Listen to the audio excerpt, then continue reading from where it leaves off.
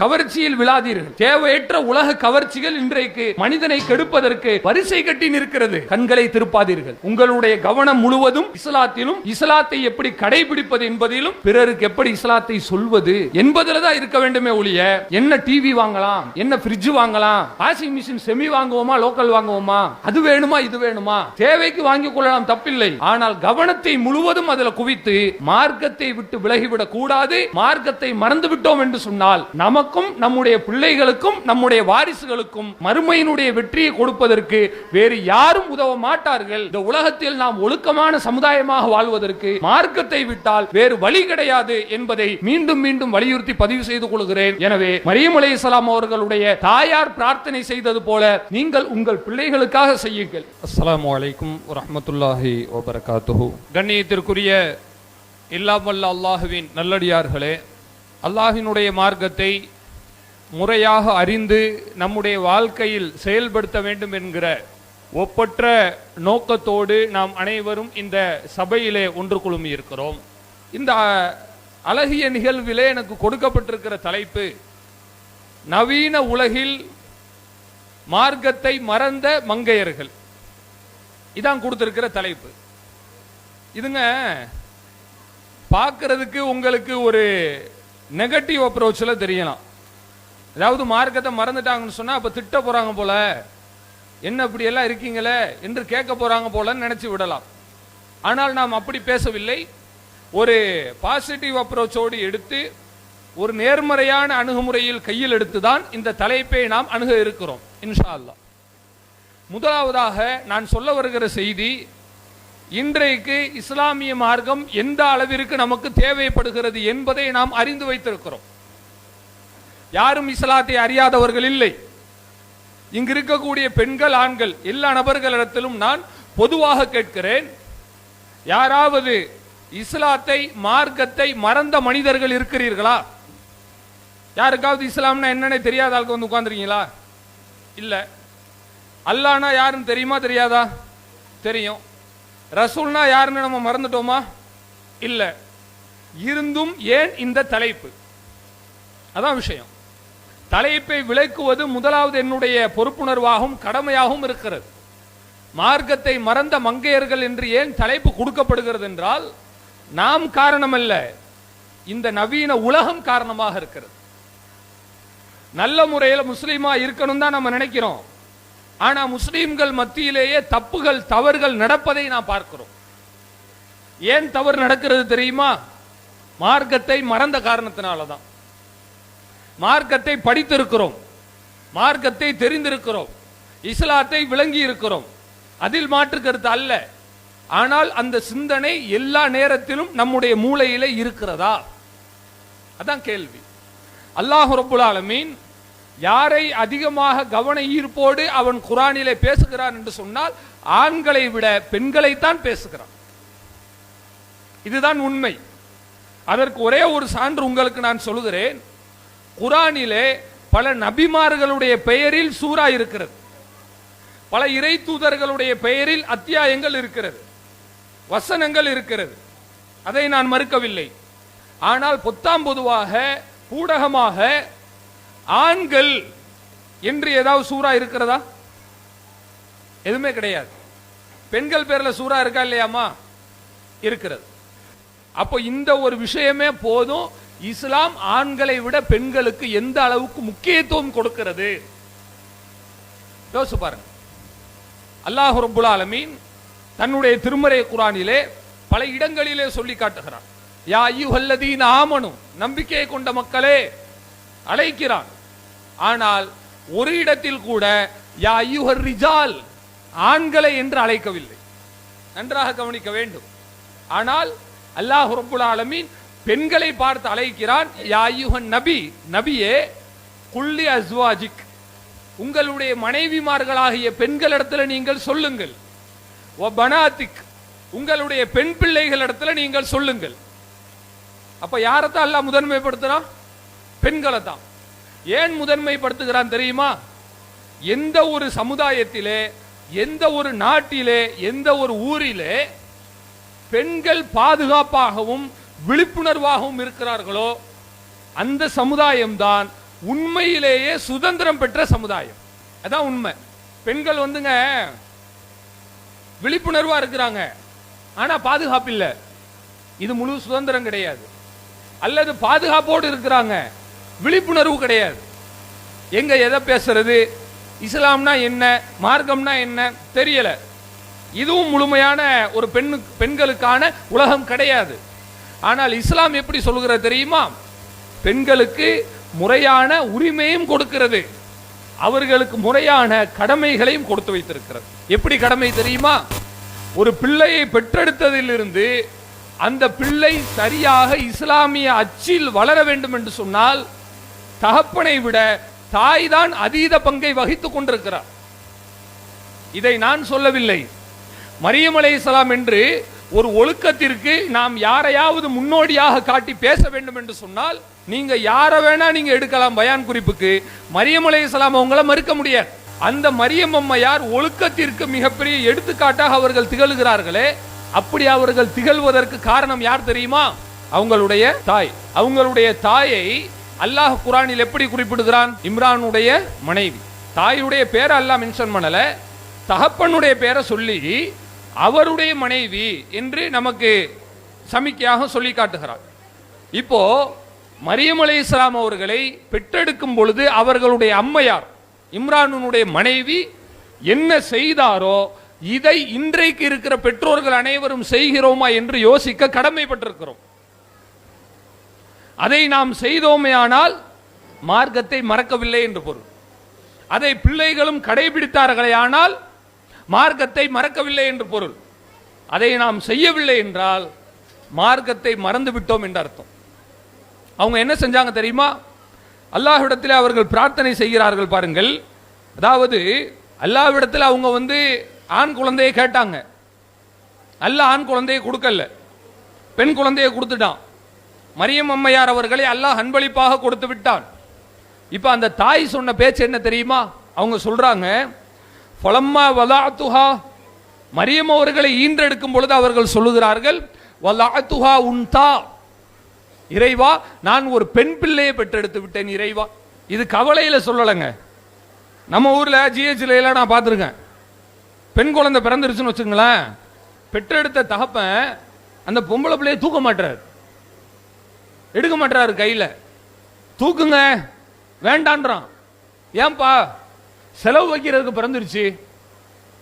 பெண் குழந்தையை பார்த்து ஒரு அருவருப்பாக மோசமாக பேசக்கூடிய ஒரே ஒரு உயிரினம் மனித உயிரினம் மட்டும்தான். நீ நல்லா கவனிக்கணும். ஒரு ஆடு வளர்த்தாலும் சரி அல்லது மாடு வளர்த்தாலும் சரி, பண்ணையில் ஆடு மாடு ஏதாவது ஒன்று பெண் வாரிசை ஈன்று விட்டது என்று சொன்னால் அந்த பண்ணைக்கார் சந்தோஷப்படுவார். ஏன்னா வாரிசு பெருகுதுல, அடுத்தடுத்து ஒரு வருமானம் கிடைக்கும் இல்லையா? ஆனா மனிதன் மட்டும்தான் பெண் குழந்தை பிறந்தா வருத்தப்படுறான். இது எவ்வளவு பெரிய மடமையினுடைய உச்சம் என்று யோசித்து பாருங்க. இப்ப இந்த அம்மையார் சொன்னது அப்படி சொல்லவில்லை. அவங்க நினைச்சது ஆண் குழந்தை, அல்லாஹுக்காக அர்ப்பணம் செய்வதற்காக கேட்டார்கள். ஆனால் பிறந்தது பெண் குழந்தை. அவங்க அப்படியே சொல்றாங்க. நான் ஏன் அப்படி சொல்றேன் தெரியுமா? ஒலைசதக்கருக்கலும்தா, ஆணும் பெண்ணும் சமம் கிடையாது. ஏனென்றால் ஆணை அல்லாஹுடைய பாதையில அர்ப்பணம் செய்ய முடிவு செய்து விட்டார்கள். ஆம்பளை பையன் அனுப்புற மாதிரி பெண் குழந்தை அனுப்ப முடியுமா? முடியாது. அதை தான் அவங்க சொல்றாங்க. சொல்லிவிட்டு அவர்கள் அடுத்து கேட்கிற அந்த துவா இருக்கு இல்லையா, அந்த துவா தான் உலகத்தில் உள்ள எல்லா பெற்றோருக்கும் பிள்ளைகளுக்கும் பேர பிள்ளைகளுக்கும் தேவை. அந்த துவாவை எந்த பெற்றோர் முறையாக நாம் செய்கிறோமோ நாம் மார்க்கத்தை மறக்கவில்லை என்ற அர்த்தம். அவங்க என்ன கேட்டாங்க தெரியுமா? அற்புதமான துவா. அவர்களே சொல்கிறார்கள், ஒயின்னி சம்மைத்துஹா மரியம், இறைவா இந்த பெண் பிள்ளைக்கு மரியம் என்று நான் பெயர் வைத்திருக்கிறேன், அது என்னுடைய பொறுப்பு. இரண்டாவது ஒரு விஷயம் இருக்கிறது, அது உன் பொறுப்பு. ஒயின்னி உஐதுஹா பிக், இந்த பெண் குழந்தையை ஷைத்தான் தீண்டாமல் இருக்க உன்னிடத்தில் நான் பாதுகாவல் தேடுகிறேன் இறைவா.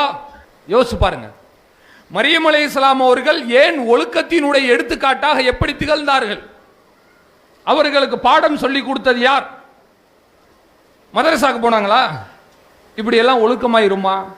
ஆதாபு கிளாஸா நடத்தினாங்க? இல்ல. இல்ல அவங்க வேற ஏதாவது கோச்சிங் சென்டர் போயிட்டு வந்தாங்களா? எதுவுமே இல்லை. அவர்களுக்கு யாரும் பாடம் கற்பித்து அவர் ஒழுக்க சீலராக வரவில்லை. பிறவியிலேயே ஒழுக்க குணம் கொண்டவராகவே இருந்திருக்கிறார். எப்படி இருக்க முடிஞ்சு தெரியுமா? அம்மாவினுடைய துவா அவங்க செய்யறாங்க. இறைவா, உன்னிடத்துல ஷைத்தானை விட்டு இந்த குழந்தைக்கு நான் பாதுகாவல் தேடுகிறேன் இறைவா. இந்த குழந்தைக்கு மட்டும் இல்லை, தூக்கி வீசப்பட்ட, தூக்கி எறியப்பட்ட, சபிக்கப்பட்ட ஷைத்தானிடம் இருந்து இந்த குழந்தைக்கும் குழந்தையினுடைய வாரிசுகளுக்கும் நான் பாதுகாவல் தேடுகிறேன் என்று சொன்னார்களே, அந்த துவாவை அல்லாஹ் ஏற்றுக்கொண்டார். துவாவை ஏற்றுக்கொண்டதின் வெளிப்பாடுதான் மரியம் அலைஹிஸ்ஸலாம் அவர்கள் உலகத்திலேயே சிறந்த பெண்களில் ஒரு பெண்ணாக வர முடிந்தது. இல்லை என்றால் கேள்விக்குறிதான். அல்லாஹ் சொல்லுகிறான், அவர்களுடைய தாயார் இந்த துவாவை செய்தார்கள். ஃபதகப்பலஹா ரப்புஹா பிகபூலின் ஹஸனின், அவர்களுடைய துவாவை நாம் கபூலாக்கி கொண்டோம், ஏற்றுக்கொண்டோம். எப்படி ஏற்றுக்கொண்டோம் தெரியுமா? அழகிய முறையில் ஏற்றுக்கொண்டோம். அவங்க கேட்ட அந்த பிரார்த்தனைக்கு எந்த ஒரு கோணுதலும் கிடையாது, டிலே பண்ணவே இல்லை. அல்லாஹ் கேட்கிறார்கள், கேட்ட உடனேயே அல்லாஹ் ரப்புல் ஆலமீன் அந்த பிரார்த்தனை ஏற்றுக்கொண்டார். இப்ப சொல்லுங்க, யார் யார் உங்களுடைய பிள்ளைகள் பேர பிள்ளைகள் பிறக்கும் பொழுது இந்த துவாவை செய்தீர்கள்? யோசிக்க கடமைப்பட்டிருக்கோமா இல்லையா? யோசிச்சு பாருங்க. மூச்சுக்கு 300 தடவை மரியம் அலைஹிஸ்ஸலாம் அவர்களை நாம் பயானில் பேசுகிறோம், கேட்கிறோம். மரியம் என்கிற பேராலேயே பல்வேறு விதமான பணிகளை நாம் செய்கிறோம். மரியம் அலைஹிஸ்ஸலாம் அவர்களை பார்த்து ஆச்சரியப்படுகிறோம். அவருக்கு அல்லாஹ் ரப்புல் ஆலமீன் இயல்புக்கு மாற்றமாக, மனித இயற்கைக்கு மாற்றமாக குழந்தையை அல்லாஹ் கொடுத்தான். அப்படி கொடுத்ததுதான் உலகத்தில் அவர்களை முகம் சுளிக்கிற வகையில் பேச வைத்தது. ஆனால் அதைத்தான் அல்லாஹ் அவர்களுக்கு ஒழுக்கத்திற்கு சான்றாக கொடுத்தான். இப்படி வந்ததற்கு காரணம் அந்த தாயினுடைய துவா தான். மரியம் அலைஹிஸ்ஸலாம் அவர்களுடைய செயல்பாட்டை பார்க்கும் பொழுது நமக்கு தெரிகிறது, மரியம் அவர்களுடைய தாயின் வளர்ப்பு தாயின் வளர்ப்பாக தான் இருக்கிறது. ஒரு நல்ல பெண்ணுக்கு பிறந்த பிள்ளை நல்ல பெண்ணாக தான் இருப்பாரே ஒழிய, நல்ல தாய்க்கு பிறந்த பிள்ளை வழிகட்டு வழி பிறண்டு நடக்க மாட்டார் என்பதற்கு அழகிய எடுத்துக்காட்டு மரியமும் அவருடைய அம்மாவும். இந்த துவாவை, இந்த பிரார்த்தனையை நம்மில் எத்தனை நபர்கள் செய்திருக்கிறோம் என்று அல்லாஹ்வுக்கு பயந்து யோசித்து பாருங்கள். குழந்தை பிறக்கிறது, பிறந்த உடனே சந்தோஷம், தப்பில்லை. குழந்தை பிறந்த உடனே வளைச்சு வளைச்சு போட்டோ எடுக்கிறோம். பையனை பாருமா, மூக்க பாரு, அம்மா மாதிரியே இருக்கான். பொண்ணை பாரு, அப்பா மாதிரியே இருக்கு சொல்றோமா இல்லையா? தப்பில்லை. நம்மளுடைய சந்தோஷத்திற்கும் நம்முடைய திருப்திக்கும் ஆசைக்கும் மார்க்கம் வழி கொடுத்திருக்கிறது. ஆனால் பிரச்சனை எங்கு தெரியுமா? அந்த ஆசையோடு நாம் நிறுத்திக் கொள்கிறோமே, அதுதான் பிரச்சனை. போட்டோ எடுத்துக்கலாம், தப்பில்லை. போட்டோ பிடிச்சிட்டு அம்மாடி குழந்தை பிறந்துருச்சுப்பா, நினைச்ச மாதிரி பையன் பிறந்துட்டான், ஆசைப்பட்ட மாதிரி 3ஆவதா ஒரு பொம்பளை பிள்ளை பிறந்துருச்சு, சந்தோஷம். இதுவா இஸ்லாம்? இதுவா முஸ்லீமுக்கு அழகு? யோசிச்சு பாருங்க. அப்போ மரியமின் தாய் செய்த துவாவை நாம் செய்கிறோம் என்றால் நாம் மார்க்கத்தை மறக்கவில்லை என்ற அர்த்தம். இப்பொழுதும் ஒன்றும் கெட்டு போய்விடவில்லை. குழந்தை பிறந்து பெரிய பிள்ளை ஆயிடுச்சா, அல்லது குழந்தை பிறந்து ஒரு 4 வயசு ஆயிடுச்சா, தாராளமா பெற்றோர்கள் துவா கேளுங்க. நாம பெரும்பாலும் எப்படி துவா கேட்கிறோம்? என் பிள்ளைக்கு நல்ல படிப்பு வரணும் யா அல்லாஹ், என் பையன் நல்ல படிச்சு நல்ல வெளிநாட்டில் போய் கை நிறைய சம்பாதிக்கணும் யா அல்லாஹ், இப்படி துவா கேட்கிறோம். தப்பு கிடையாது. ஆனா இப்படி மட்டும் கேட்கிறோம் பாருங்களேன், அதான் தப்பு. பெரும்பாலும் துவாக்கள் எப்படி இருக்கிறதுன்னு சொன்னா எக்கானமிக்கலா இருக்கிறது, பொருளாதாரம் சார்ந்து தான் எல்லா துவாவுமே இருக்கும். உடம்பு சௌரியமா போகணும், சௌரியம் இல்லாட்டி என்ன செய்வோம்? காசு கொண்டு போய் டாக்டர்கிட்ட கொடுக்கணும், வேலை கிடைக்கணும், கிடைச்சா நல்ல வருமானம், நல்ல வீடு வேணும், சொந்த வீடு இல்லாமல் கஷ்டப்படுறேன் இறைவா எனக்கு சொந்த வீட்டை கொடு, கேட்கலாம், தப்பில்லை. ஆனால் இந்த அம்மையார் கேட்டது போன்று ஏன் கேட்கவில்லை என்று நான் கேட்கிறேன். யோசிச்சு பாருங்க. அதுலேயும் மரியம் அலைஹிஸ்ஸலாம் அவர்களுக்கு ஷைத்தானுடைய அந்த தீண்டுதலை விட்டு பாதுகாப்பை கேட்டார்கள் இல்லையா? அவங்க அன்னைக்கு கேட்டதை விட இன்றைய நவீன காலகட்டத்தில் 100 பங்கு நம்ம கேட்க வேண்டும். நான் சொல்றது புரியும் நினைக்கிறேன். அன்றைய காலகட்டத்தில் தவறு செய்வதற்கு வாய்ப்பில்லை. அன்றைய காலகட்டத்தில் தப்பு செய்வதற்கான காரணங்கள் இல்லை. அன்றைய காலகட்டத்தில் மார்க்கத்தை விட்டு பிறழுவதற்கு எந்த விதமான வாய்ப்புகளையும் இறைவன் கொடுக்கவில்லை. ரொம்ப குறைச்சலான வாய்ப்பு தான் இருந்துச்சு. ஆனா இன்னைக்கு அது யாரா இருந்தாலும் சரி, நான் ரொம்ப பிளெயினா பேசுறேன், உடைத்து பேசுகிறேன். எப்படிப்பட்ட சூழ்நிலையில் இருந்தாலும் சரி, அவர்களை இழுத்து பிடித்து நிறுத்தக்கூடிய, ஒழுக்கத்தை கற்பிக்கக்கூடிய ஒரே ஒரு கடிவாளம் இஸ்லாம் மட்டும்தான். இந்த இஸ்லாத்தை தவிர்த்து விட்டால் நம்முடைய பிள்ளைகளை ஒழுக்கமாக வளர்ப்பதற்கு வேறு நாதி கிடையாது. இதான் உண்மை. நான் அதெல்லாம் வளர்த்துருவோம் பாய். நான் குச்சி எடுத்தேன்னு வைங்களேன், கீழே வைக்கவே மாட்டேன். என் பிள்ளை என்னை பார்த்தாலே அப்படியே அடுங்கி ஒடுங்கி சட்டமா போயிடுவான். இருந்துட்டு போட்டோம். எது வரை இருப்பான்? நீங்க பார்க்குற வரை இருப்பான். உங்க பார்வையை தாண்டிடுச்சுன்னு சொன்னா டோட்டலா மாறிடுங்க. அப்போ பெண்களுக்கு இன்றைக்கு மார்க்கத்தை கொடுப்பதனுடைய முக்கியத்துவம் மரியம்முடைய தாயாரின் பிரார்த்தனையிலிருந்து நமக்கு தெரிகிறது. அந்த தாயார் அன்றைக்கு செய்த அந்த துவாவை இன்றைக்கு இருக்கக்கூடிய அனைவரும் கண்டிப்பாக செய்யுங்க. உங்க தொழுகையில செய்யுங்க, குழந்தை பிறந்தா செய்யுங்க, சின்ன பிள்ளைங்களா நீங்க தொழுகையில துவா செய்யுங்க. இறைவா, எனக்கு நீ ஒழுக்கத்தை கொடுப்பாயாக யா அல்லாஹ், மார்க்கத்தினுடைய போதனையை கடைபிடிக்கக்கூடிய ஆற்றலை கொடுப்பாயாக யா அல்லாஹ். எவ்வளவு பெரிய சோதனை வந்தாலும் சரி, நான் ஒரு முஸ்லீம் தான் என்கிற இந்த வட்டத்தை விட்டு விலகாமல் நடக்கிற ஒரு பாக்கியத்தை கொடுப்பாயாக யா அல்லாஹ். துவா செய்யுங்க, தானா அல்லாஹ் கொடுத்துருவான். எவ்வளவு பெரிய புயல் அடித்தாலும் சரிங்க, மார்க்கத்தில் உறுதியாக இருக்கிற ஒரு மனிதன், மார்க்கத்தை மறக்காமல் இருக்கிற ஒரு பெண்மணி, கடைசி வரை தன்னை யாராவது தீய வழியில் இழுப்பதற்கு வரக்கூடிய நேரத்தில் அவரையும் இவர் நல்ல வழிக்கு கொண்டு வருவாரே ஒழிய இந்த பெண் அவரோடு சேர்ந்து தீய வழிக்கு போய்விடக்கூடாது. இதான் ஒரு முஸ்லிம். அது எப்படி இருந்தாலும் சரி, மார்க்கத்தின் பேரால கெடுக்க நினைத்தாலும் சரி, மார்க்கத்தில் இல்லாத ஹராமான காரியங்களை உங்கள்கிட்ட கொண்டு வந்து புகுத்த பார்க்குறாங்க. நீங்க தௌஹீத் ஜமாத்து தௌஹீத் பயான் வந்து கேட்குறீங்க. இதுல புதுசா வந்த மக்களுக்கு நான் ஒரு செய்தியை சொல்றேன். இதுக்கு முன்பு வர ஊர்ல உங்களை பார்க்குற எல்லாருமே வந்து ஹீரோ மாதிரி பார்த்துருப்பாங்க, பயங்கரமான ஆளு, நல்லவங்க அப்படின்னு பார்த்துருப்பாங்க. நம்ம தௌஹீத் ஜமாத்தில் இருக்கோம்ன்ற அந்த ஒரு விஷயம் வெளியே தெரிஞ்சிருச்சுன்னு வைங்களேன், அன்னையிலிருந்து நம்மளை எல்லாரும் வில்லனா பார்க்க ஆரம்பிச்சிருவான். அப்படியே கேட்பாங்க, தௌஹீத் ஜமாத்தில் இருக்கீங்க, ஏன் அதுக்கு போனீங்க அப்படியே கேட்குறாங்க. ஒரு வீட்டில் நானே கண்கூட பார்த்தேன். ஒரு வயசான அம்மா வீட்டுக்கு வந்திருக்காங்க. அவங்களுக்கு தௌஹீத் ஜமாத்தில் பெருசாக தெரியாதுன்னு வைங்களேன், தௌஹீதும் தெரியாது. அவங்க வீட்டில் உட்காந்துருக்காங்க. ஃபாத்தியா ஓத போகிறேன் வாங்கலேன் அப்படின்னு கூப்பிடுறாங்க. வந்து வீட்டில் உள்ளவங்க சொல்கிறாங்க, ரெண்டு பேருமே பெண்கள் தான். வீட்டில் உள்ளவங்க சொல்லி காட்டுறாங்க, பாத்தியாக்கெலாம் நாங்கள் வரமாட்டோம், அதெல்லாம் மார்க்கத்தில் கிடையாது. என்னது, பாத்தியாவுக்கு வரமாட்டீங்களா? ஏம்மா அப்படி சொல்கிறீங்க? இல்லை, நம்ம பாத்திகா இந்த வரதட்சணை கல்யாணத்துக்கெலாம் போகிறது இல்லைம்மா. அப்போ நீங்கள் நஜாத்தா போயிட்டீங்களா, தௌஹீதா போயிட்டீங்களா? ஆமான்ட்டாங்க. உடனே அந்த அம்மா அடுத்து என்ன கேட்டாங்க தெரியுமா? எனக்கெல்லாம் தூக்கி போட்டுருச்சு அப்படியே. அந்த அம்மா கேட்குறாங்க வந்தவங்க, இவ்வளோ நாளாக நம்ம முஸ்லீமாக தானே இருந்தீங்க, ஏன் நஜாத்தா போனீங்க? கேள்வி புரியுதா? தௌஹீதுனா என்ன நினைக்கிறாங்கன்னா அது ஏதோ தனி மார்க்கம் என்று நினைத்து கொண்டிருக்கிறார்கள். இப்படிப்பட்ட அறியாமையின் அபலைகளை எல்லாம் வைத்துக் கொண்டு நம்ம உலகத்தில் வாழ்ந்து கொண்டிருக்கிறோம். அப்போ உலகத்தில் என்ன நடக்குது, யார் என்ன பேசுறாங்க, வரதட்சணை ஒழிப்பு கூட்டம்னு சந்துக்கு சந்து போட்டு தௌஹீத் ஜமாத் பண்ணுதே, எதுவுமே தெரியலைங்க. அவங்க ஏதோ ஒரு உலகத்தில் வாழ்ந்துகிட்டு இருக்காங்க போல. அப்படியே கேட்குறாங்க, தௌஹீதா அது என்னது, முஸ்லீமா தானே இருந்த, ஏன் தௌஹீதா போன அப்படியே கேட்குறாங்க. இப்படியாப்பட்ட சூழ்நிலையில் நம்மை அவர்கள் தவறை நோக்கி இழுக்க வருகிறார்கள் என்றால் உங்களை காப்பாற்றுகிற ஒரே ஒரு கேடயம் எது தெரியுமா? மார்க்க சிந்தனை மட்டும்தான். மார்க்கத்தை மறந்து விட்டோம் என்று சொன்னால் நாம் அவர்களுக்கு பலியாகி விடுவோம்.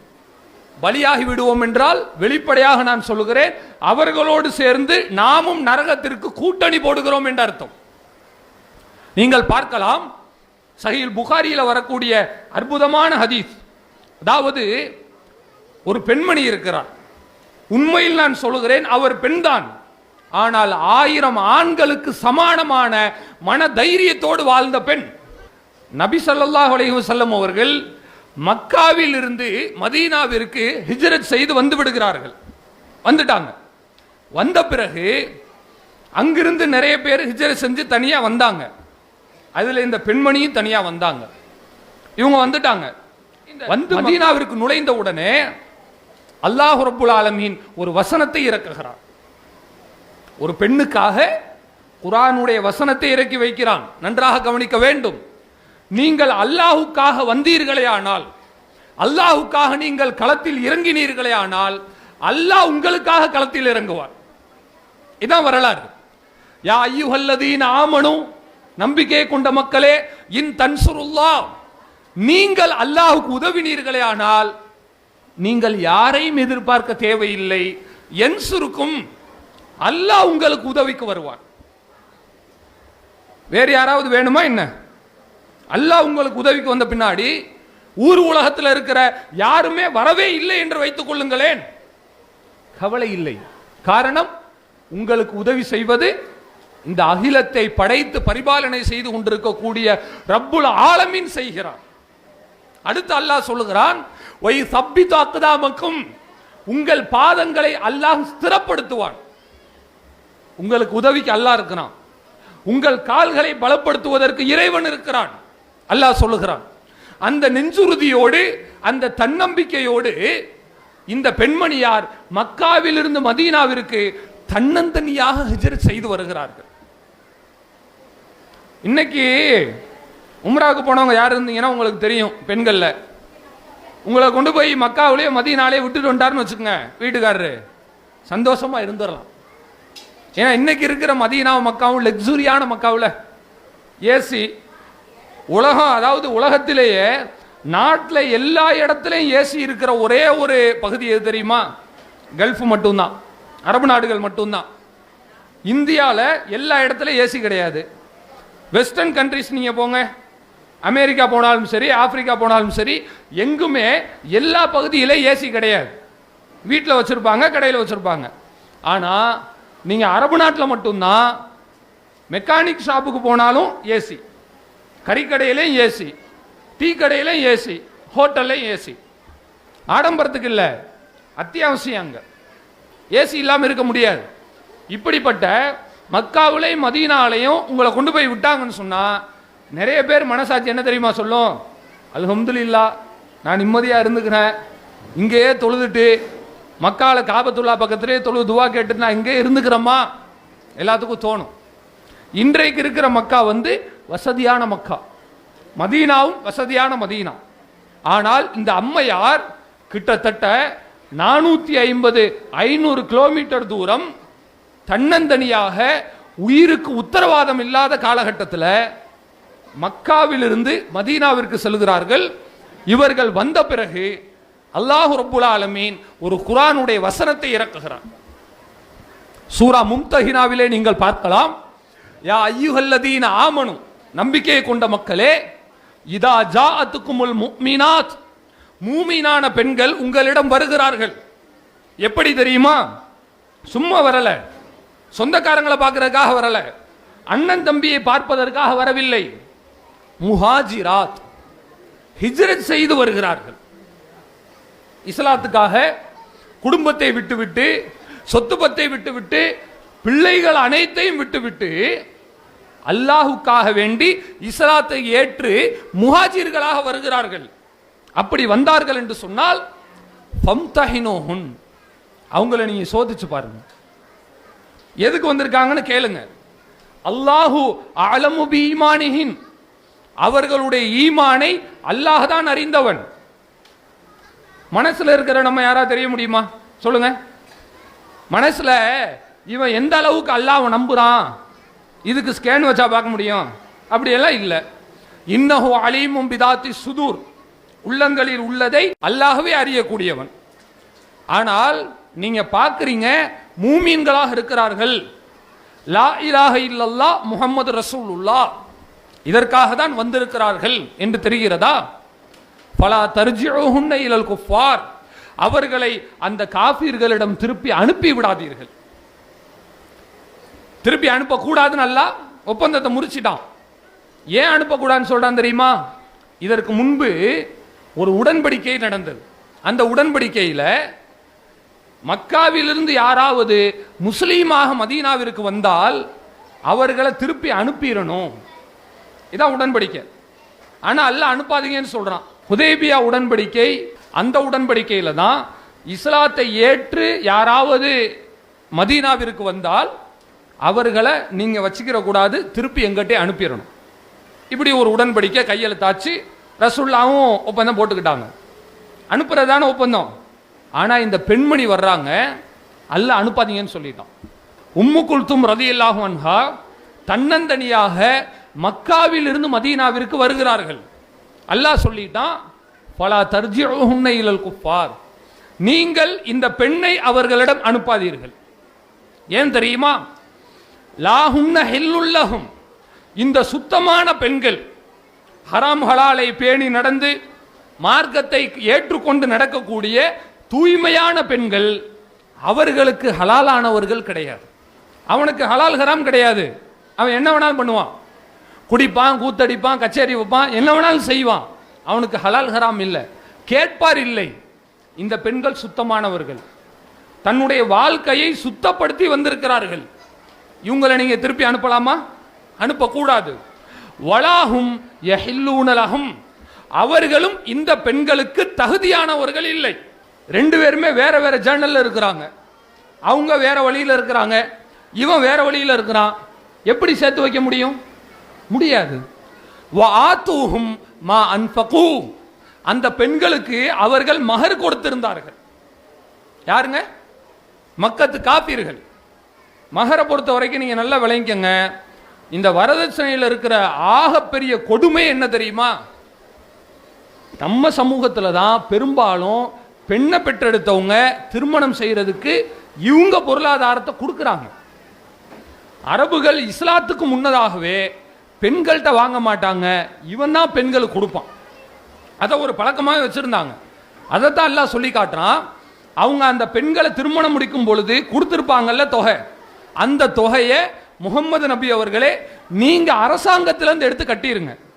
ஏன்னா அது கட்டாம இருந்தா அதுக்காக திருப்பி வாங்கன்னு கூப்பிடுவான்ல, பொருளாதாரத்தை கொடுத்துருங்க, இந்த பெண்களை அவங்கள்ட்ட இருந்து விடுதலை வாங்கி வச்சிருங்க அல்லாஹ் சொல்லுகிறான். நீங்க நல்ல கவனிங்க. உம்மு குல்தும் ரலியல்லாஹு அன்ஹா எப்படி மக்காவில் இருந்து மதீனாவை நோக்கி வருகிறார்கள் என்றால், ஒரு கடல்ல கிடக்கக்கூடிய மீனை எடுத்து கரையில போட்டா துடிச்சுக்கிட்டு திருப்பி அந்த கடலுக்குள்ள ஓடி வரும் இல்லையா, அது மாதிரி வருகிறார்கள். தன்னுடைய இனம், தன்னுடைய இஸ்லாமிய கொள்கை சார்ந்த அந்த சமுதாயம் மக்காவில் இல்லை, மதீனாவில் தான் இருக்கிறார்கள் என்று தெரிந்தவுடனே உயிரை பணயம் வைத்து கிட்டத்தட்ட பல நாட்கள் பயணம் செய்து வருகிறார்கள் என்றால் சத்தியத்திற்காக. இன்றைக்கு நாம சிரமப்படாம சத்தியத்தில் இருக்கிறோம். நமக்கு யாருக்காக கஷ்டம் இருக்காங்க சொல்லுங்கம்மா? இங்க வந்திருக்கீங்கல்ல, 100-200 பேர் பக்கம் இருக்கீங்க பெண்கள். நீங்க யாராவது இஸ்லாத்தை ஏற்று நடப்பதற்காக தூரத்திலிருந்து ஹிஜ்ரத் செஞ்சு வந்திருக்கீங்களா? கல்யாணம் பண்ணி வேணா வந்திருப்போம், வெளியூர்ல இருந்து கல்யாணம் பண்ணி வேணா வந்திருப்போம். யாராவது ஹிஜ்ரத் பண்ணி வந்திருக்கோமா? இல்ல. வீட்டில் யாராவது டார்ச்சர் பண்றாங்களா? நீ இஸ்லாத்தில் இருக்கக்கூடாது அப்படின்னு உங்க தாய் யாராவது உங்களை பயமுறுத்துறாங்களா? 100ல் ஒருத்தர் அப்படி இருந்தாலே ஆச்சரியம் தான். 99% நிம்மதியான வாழ்க்கை வாழ்கிறோம். இப்படி வாழக்கூடிய நேரத்தில் நாம் ஒரு விஷயத்தை கவனிக்கணும். நெருக்கடியான சூழ்நிலையில மார்க்கத்தை மறக்காமல் உம்மு குல்தும் நடந்த விதம் எங்கே? எல்லா சௌரியங்களும் நமக்கு சகலமாக வைத்திருக்கும் பொழுது மார்க்கத்தை மறந்து தன்னுடைய உறவினர்கள் அழைக்கிறார்கள், அக்கா கூப்பிடுறாங்க, தங்கச்சி கூப்பிடுறாங்க, தம்பி கூப்பிடுறாரு என்று சொல்லி அசத்திய காரியங்களில் கலந்து கொண்டு வரதட்சணை திருமணங்களில் பங்கேற்பது, காது குத்துகளில் கலந்து கொள்வது, ஃபாத்திஹா போய் அங்கு சாப்பாடை சாப்பிடுவது, மார்க்கத்திற்கு மாற்றமான காரியங்களில் ஈடுபடுவதென்று நரகத்திற்கு செல்வதற்கு நமக்கு நாமே ரூட்டு போட்டு கொண்டோம் என்று சொன்னால் இதுதான் உம்மு குல்தூமினுடைய வழியில் வரக்கூடிய பெண்களுக்கு அழகா என்று யோசித்துப்பார். நல்ல விதமாக நடப்பவர்களை நான் சொல்லவில்லை, அல்ஹம்துலில்லாஹ், அல்லாஹ் அவர்களுக்கு அருள் புரியட்டும், அவர்களுடைய கொள்கை உறுதியை அல்லாஹ் அதிகப்படுத்தட்டும். ஆனால் மார்க்கத்தில் பொடுபோக்காக இருந்து வேறு யாரையாவது காரணம் சொல்லி மார்க்கத்தை நாம் மட்டப்படுத்துகிறோம் என்றால் நாளை மறுமையில் அல்லாஹ் ரப்புல் ஆலமீனுடைய கேள்வியிலிருந்து நாம் தப்பிக்க முடியுமா? யோசிச்சு பாருங்க. இரண்டாவது, கடைசியாக நான் ஒரு விஷயத்தை சொல்கிறேன். இன்றைய காலகட்டத்திலே நீங்கள் மார்க்கத்தை மறக்காமல் இருக்க வேண்டுமா? அழகான ஒரு டிப்ஸ் உங்களுக்கு இருக்கிறது. எனக்கும் சேர்த்து நான் சொல்லுகிறேன், இங்கு மேடையில் இருக்கக்கூடிய அனைவருக்கும் சேர்த்து நான் சொல்லுகிறேன். கடைசி வரை, மரணம் வரை உங்களுடைய மார்க்க சிந்தனை மழுங்காமல், அதனுடைய அந்த துளிர் கீழே விழாமல், அதனுடைய உறுதி கொஞ்சம் கூட குறையாமல் இருக்க வேண்டுமா? அதற்கு செய்ய வேண்டிய ஒரு அற்புதமான விஷயம் என்ன தெரியுமா? இபாதத்துகளை அதிகப்படுத்துங்கள். அதான் உண்மை. பயானுக்கு நான் வந்து கூப்பிட்டா உட்காருவோம் பாய், 1 மணி நேரம் என்ன, சாயந்தரம் வரையும் கூட நடத்துங்க, அசையாம உட்கார்ந்து கேட்பேன். சரி, ஒரு 4 ரக்காத் தொழுகுங்களம்மா. தொழுக முடியாது, கால் வலிக்குதுங்க. இப்படி சொல்றோமா? லுகர் தொழுதுட்டீங்களா? இல்ல தொழல. ஏம்மா? லுகருக்கு தொழலான்னு அப்பதான் தம்பி நின்ன, சமையல் அடுப்புல வச்சனா அதோட போயிடுச்சு. அசர் தொழுதீங்களா? அப்பதான் தொழலான்னு வந்தேன் தம்பி. பையன் ஸ்கூல்ல இருந்து 3:30 மணிக்கு வந்தான், ஸ்நாக்ஸ் கேட்டு அடம் பிடிக்கிறான், அவனுக்கு ஸ்நாக்ஸ் செஞ்சு கொடுத்துக்கிட்டு இருந்தேன். மகரிப் தொழுதீங்களா? தொழலான்னு இருந்தேன் தம்பி, இப்பதான் இந்த சீரியலை போட்டான், உட்கார்ந்தேன், ரொம்ப சுவாரஸ்யமா விறுவிறுப்பா போகுது, எழுந்திருக்கவே மனசு வரல. இஷா தொழுதீங்களாம்மா? இஷா எப்படி தொழுகிறது தம்பி, திருப்பி பையன் வந்துட்டான். இப்படி போகிறது கதை. சுபுகு தொழுதீங்களா? ராத்திரி படுக்கிறதுக்கு 12 மணி ஆயிடுது, தூங்குறதுக்கு எழுந்திருக்க முடியல தம்பி. இதுவா இஸ்லாம்? இப்படி பலகீனமாக இருந்தோம் என்று சொன்னால் இந்த ஒரு நிகழ்ச்சி அல்ல, 100 நிகழ்ச்சி நடத்தினாலும் மார்க்க சிந்தனை நம்மிடம் பெரிதாக எடுபடாது. யோசிச்சு பாருங்க. அதாவது ஒரு அம்மையார் நபி ஸல்லல்லாஹு அலைஹி வஸல்லம் அவர்களுடைய மனைவியார், அதை நான் இறுதியாக சொல்லி முடித்துக் கொள்கிறேன். அவர்கள் ரசூல் ஸல்லல்லாஹு அலைஹி வஸல்லம் அவங்க சுபுஹ் தொழுகைக்கு பள்ளிவாசலுக்கு போறாங்க. அவங்களுடைய வீட்டில் அவங்க உட்கார்ந்துருக்கிறாங்க. உட்கார்ந்துருக்கும் போது ரசூல்லா போயிட்டாங்க. போயிட்டு முற்பகல் நேரத்தில் வர்றாங்க. ஒரு 8-9 மணி டைம் அனுசரித்து இருக்கும், வர்றாங்க. அந்த அம்மையார் அவங்க ரசூல்லா போகும்போது எங்க உட்கார்ந்து இருந்தாங்களோ சுபுஹ் தொழுதுட்டு அதே இடத்துல உட்கார்ந்துருக்காங்க. ரசூல்லா கேட்குறாங்க, மா ஜில்தி அலல் ஹாலில்லதி ஃபாரத்துகி ஃபீஹா, ஏம்மா நான் போகும்போது உட்கார்ந்துருந்தீங்களே, இன்னும் இதே இடத்துல தான் இருக்கீங்களா நீங்க கேட்குறாங்க. அதுக்கு அந்த அம்மையார் பதில் சொல்லுகிறார்கள், நாம் யா ரசூலல்லாஹ், அல்லாஹ்வுடைய தூதரே, ஆமா இன்னும் இங்கே தான் இருக்கிறேன். என்ன செய்துட்டு இருந்தீங்க? நான் அல்லாஹ்வை திக்ர் செய்து கொண்டிருந்தேன், அல்லாஹ்வை துதித்து கொண்டிருந்தேன் என்று சொல்லுகிறார். யோசிச்சு பாருங்க. நம்மள யாராவது கிட்டத்தட்ட 4 மணி நேரங்கள் உட்கார்ந்த இடத்திலேயே அசையாமல் ஆடாமல் அல்லாஹ்வை திக்ர் செய்யக்கூடிய அந்த சக்தி நமக்கு யாருக்காவது இருக்கிறதா? பெரும்பாலும் கிடையாது. 1/2 மணி நேரம் உட்கார்ந்து துவா செஞ்சாலே பெரிய விஷயம்தான், அல்ஹம்துலில்லாஹ். அப்படி ஒரு பெண்மணி 4 மணி நேரங்கள் ஒரே இடத்துல உட்கார்ந்து பிரார்த்தனை செய்திருக்கிறார். சஹீஹ் முஸ்லிம்ல இந்த செய்தியை பார்க்கலாம்.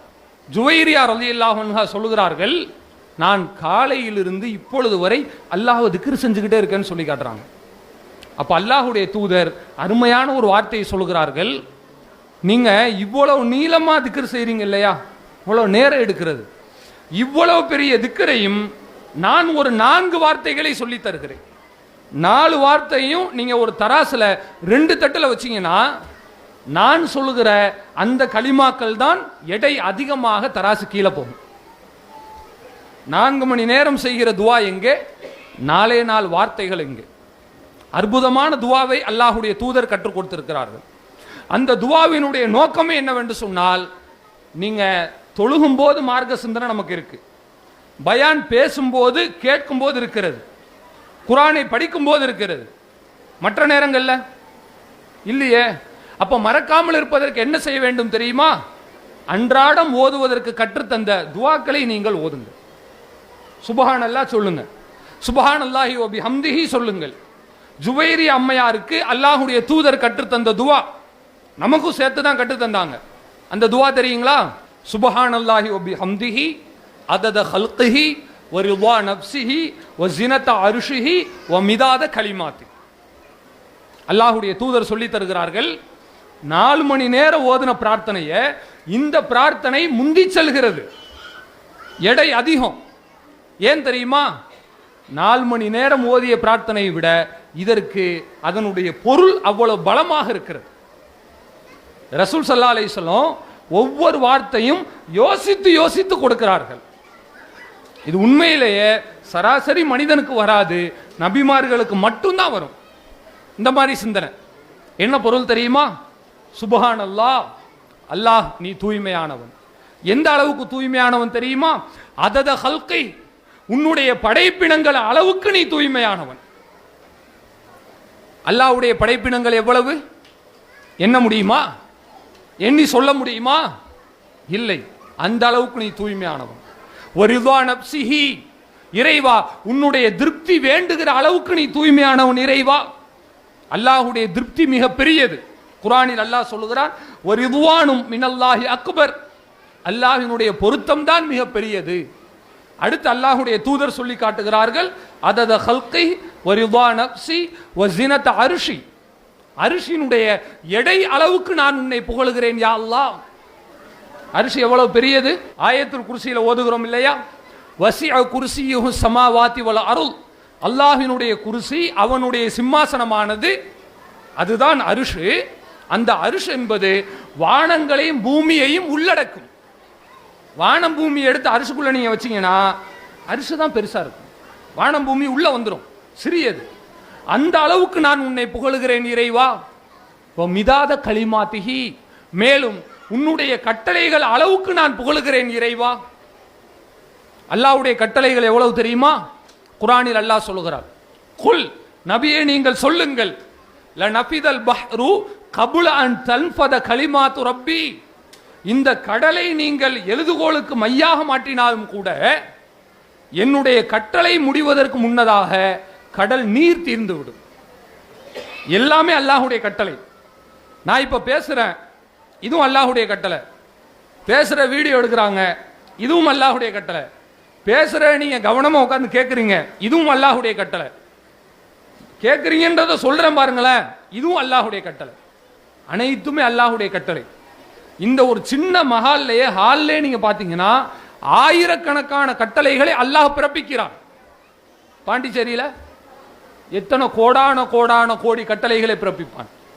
தமிழ்நாட்டில் என்ன முடியாது, இந்தியாவில், ஒட்டுமொத்த உலகத்தில், டோட்டல் கேலக்சியில என்னவே முடியாதுங்க. அந்த அளவிற்கு அல்லாஹ்வுடைய கட்டளைகளை அல்லாஹ் கடத்தி கொண்டே இருக்கிறான். அந்த அளவிற்கு நான் புகழுகிறேன் என்று சொன்னால் அல்லாஹ் இறங்கி வரமாட்டானா? இதற்கு அல்லாஹ்விடத்துல பெரிய கூலி கிடைக்குமா கிடைக்காதா? யோசிச்சு பாருங்க.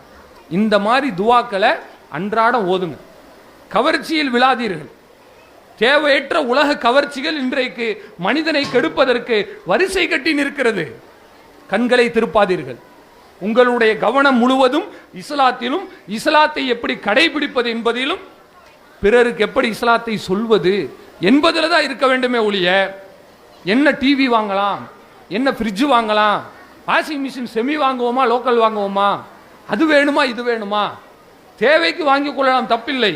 ஆனால் கவனத்தை முழுவதும் அதில் குவித்து மார்க்கத்தை விட்டு விலகிவிடக் கூடாது. மார்க்கத்தை மறந்து விட்டோம் என்று சொன்னால் நமக்கும் நம்முடைய பிள்ளைகளுக்கும் நம்முடைய வாரிசுகளுக்கும் மறுமையினுடைய வெற்றியை கொடுப்பதற்கு வேறு யாரும் உதவ மாட்டார்கள். இந்த உலகத்தில் நாம் ஒழுக்கமான சமுதாயமாக வாழ்வதற்கு மார்க்கத்தை விட்டால் வேறு வழி கிடையாது என்பதை மீண்டும் மீண்டும் வலியுறுத்தி பதிவு செய்து கொள்கிறேன். எனவே மரியம் அலைஹிஸ்ஸலாம் அவர்களுடைய தாயார் பிரார்த்தனை செய்தது போல நீங்கள் உங்கள் பிள்ளைகளுக்காக செய்யுங்கள், பேர பிள்ளைகளுக்காக செய்யுங்கள். உம்மு குல்தும் அவர்கள் இருந்தது போல கொள்கையில் 100% உறுதியாக இருங்கள். இறுதியாக ஜுவைரியா அம்மையார் அவர்கள் செய்தது போல உங்களுடைய அதிகமான நேரங்களை துஆக்களிலும் திக்ருகளிலும் கழியுங்கள். இப்படி செய்தோமே ஆனால் மார்க்கத்தை எப்பொழுதும் மறக்காமல் சரியான மார்க்க சிந்தனையோடு வாழ்ந்து நாமும் மறுமையில சொர்க்கம் சென்று நம்முடைய குடும்பத்தையும் சொர்க்கத்திற்கு அழைத்து செல்லக்கூடிய அருமையான வாய்ப்பை அல்லாஹ் நமக்கு வழங்குவான். அதுபடி நடக்கக்கூடிய நன்மக்களாக அல்லாஹ் ரப்புல் ஆலமீன் நம் அனைவரையும் ஆக்கி அருள் புரிவானாக. வாஹிர் தஅவானா அல்ஹம்துலில்லாஹி ரப்பில் ஆலமீன். அஸ்ஸலாமு அலைக்கும் வரஹ்மத்துல்லாஹி வபரகாத்துஹு.